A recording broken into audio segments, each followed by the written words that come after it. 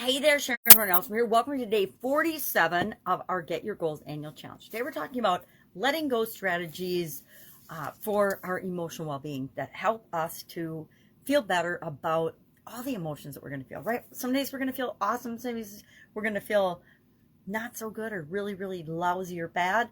Some days we're going to feel everything in one day. It's amazing when things happen. Sometimes, somebody will die or you'll lose your job or something will happen in your life and you'll be going through this roller coaster of emotions. We want to have strategies and ways of dealing with and handling those.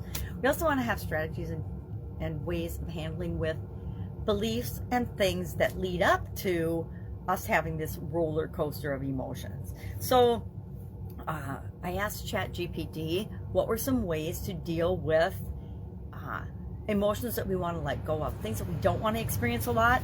And one of the strategies was letting go rituals, which I'm going to talk about in more detail because I've got quite a bit of extensive experience with this particular item on the list. But other things suggested were practice mindfulness, identify the root cause of what is triggering and causing the emotion that you're experiencing more than you want to, so that you know what it is, so you can eliminate the root cause and remove the source of the emotional challenge that you're having.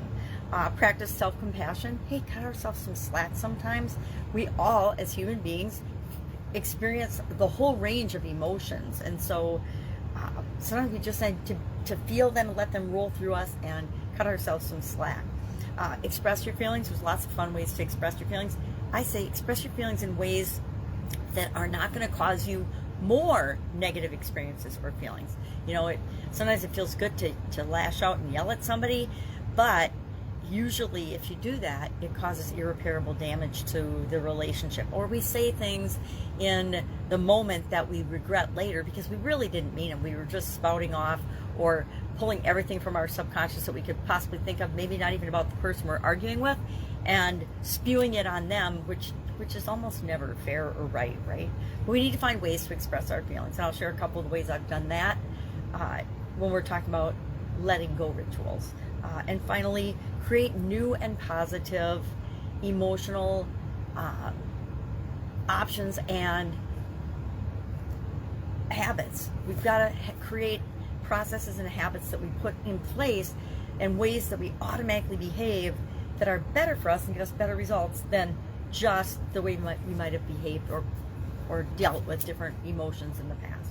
So one of the things I learned a long time ago, and I don't remember which guru I learned it from, was that we had to find creative ways to let go of things that we didn't want to experience anymore. And one of the areas that I think has a huge impact on the emotional range that we feel is our beliefs. Now, we don't think our beliefs are good, bad, limiting, negative, or positive. They're just our beliefs, right? If you believe in a certain religion, you just believe in the things that they believe in because that's what you've believed and it's what you've experienced so far in your life. That applies to everything. It applies to all of our emotions, all of our behaviors, and we pick up a lot of beliefs when we're kids and we never question them. We adopt a belief about ourselves, usually about our identity or our capability, and then we look for evidence all the time on a subconscious level to keep us in that box, to prove that we're right about our thoughts about ourselves and our beliefs about ourselves.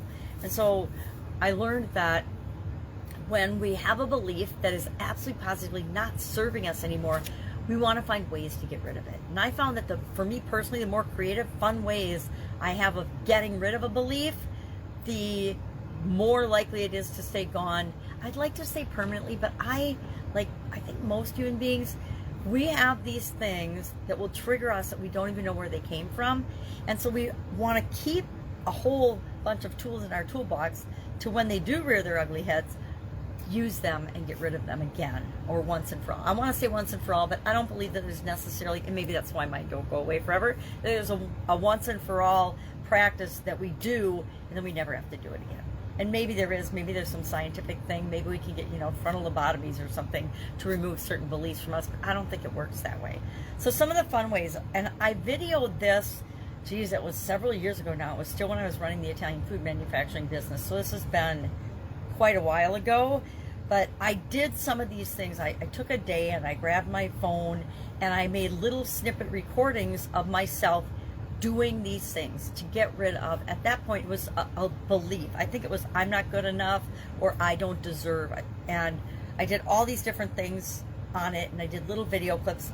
If anybody wants that, ask me, and I will go digging and try to find where those are, because some of them are pretty funny. And it was years ago now, so I'm sure I'd be very embarrassed. But if you ask me through the private Facebook group, I will find them and share them with you. But you got to send me a message, or I'm not going to. I'm not going to just go find them and put them out there, because that's embarrassing. So what are some of the things that I did? And let's see, I'm going to look at my notes, because I use it for, unworthy, not good enough, and don't deserve. Because I would say the vast majority of the population, somewhere in their past and somewhere often in their present, they have an underlying subconscious belief. And with a lot of us, it's very subconscious, and it only pops up every once in a while. But when it does, we just get knocked down, because we're like, I can't believe I thought I got rid of that, 20 years ago. And here it is.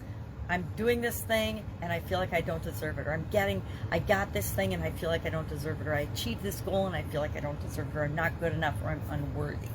So in order to get rid of that one, I did all these different things. Number one, I wrote it in marker on toilet paper and I flushed it down the toilet.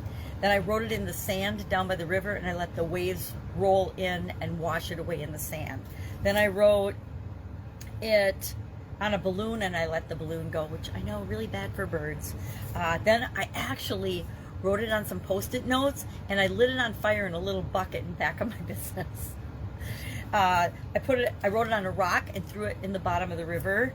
I wrote it on a mirror in dry erase marker, and then I foamed it off and scrubbed it off. I put it on a piece of paper and put it through a paper shredder. I put it on paper towels, and I put it in the dishwasher then to destroy it. And then I wrote on paper towels and put it in the trash. I made it out of pasta noodles and I ate it to destroy it. Italian food business, right? I put it on Post-it notes and tore them into little tiny pieces and threw them away. I wrote it on a chalkboard and erased it. I put it on a dry erase board. I had a dry erase board too, and I wiped it off with the dry erase erasers. And I just did all these different, and I'm sure I did other things too. I don't even remember now. It's been so long ago. But I do that now. If something's bothering me, I'll write it on a Post-it note. I'll crumple it up or tear it up or find some way to destroy it and throw it away when it pops up, because it's a quick and easy reminder of that's not true for me. And I'll ask myself questions about something that pops up like that. In this situation, is it really true that I can't do this, or that I'm not good enough, or that I don't deserve it? We all deserve everything that we want in life, every good thing that we want that doesn't harm other human beings. I believe each and every one of us deserves to be able to create and have in our lives. So that's just one of my fun ways of dealing with thoughts and feelings and beliefs that lead up to, and we'll talk about this in the mental well-being area of our life as well, but I want to bring it up especially with this respect to emotions, because we experience our emotions first, and then we pile on thoughts and subconscious beliefs and things on top of that, right?